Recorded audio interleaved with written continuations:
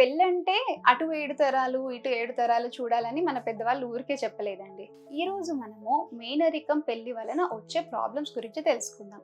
Hello అండి. నేను doctor Snigdha సంస్కృతి, gynaecologist and fertility consultant.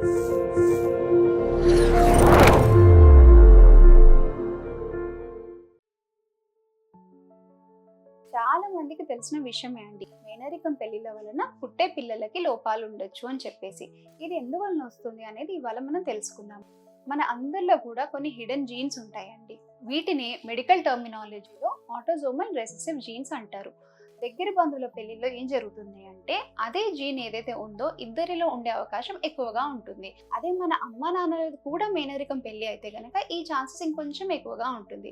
Because ఈ హిడెన్ జీన్స్ అనేవి పూలప్ అయిపోయి ఎక్స్ప్రెస్ అయ్యే ఛాన్సెస్ ఎక్కువగా ఉంటుందన్నమాట. పిల్లలకి జెనెటిక్ ఇష్యూస్ వచ్చే ప్రమాదం కొంత పెరుగుతుంది. For example thalassaemia, sickle cell anaemia ఇలాంటివి అన్నమాట. దీని తర్వాత బర్త్ డిఫెక్ట్స్ కూడా ఉండొచ్చండి. అండ్ కొంతమంది పిల్లలలో లెర్నింగ్ డిజబిలిటీస్ కూడా ఉండొచ్చు.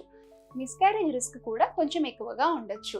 పుట్టిన తర్వాత ఆరోగ్య సమస్యలు ఉండొచ్చు. కుటుంబంలో మళ్ళీ హెల్త్ ఇష్యూస్ అనేవి రావచ్చు. ఒక్కసారి సమస్య ఉంటే అదే సమస్య మళ్ళీ రిపీటెడ్గా వచ్చే అవకాశం కూడా ఉండొచ్చు. సింపుల్ ఫ్యాక్ట్ ఏంటంటే ఈ రిస్క్ అందరిలో ఉంటుందండి.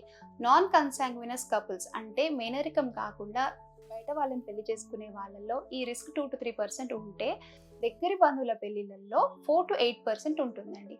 అలా అని మేనరికం పెళ్లిలు ఆపేయమనేం కాదండి. మేనరికం పెళ్లి అనుకుంటే గనక దానికి ముందు కానివ్వండి, లేదంటే గర్భం ప్లాన్ చేసుకునే టైంలో కానివ్వండి, జన్యు పరీక్షలు ఆర్ ఎల్స్ జెనెటిక్ కౌన్సిలింగ్ చేసుకుంటే బెటర్. Thank you.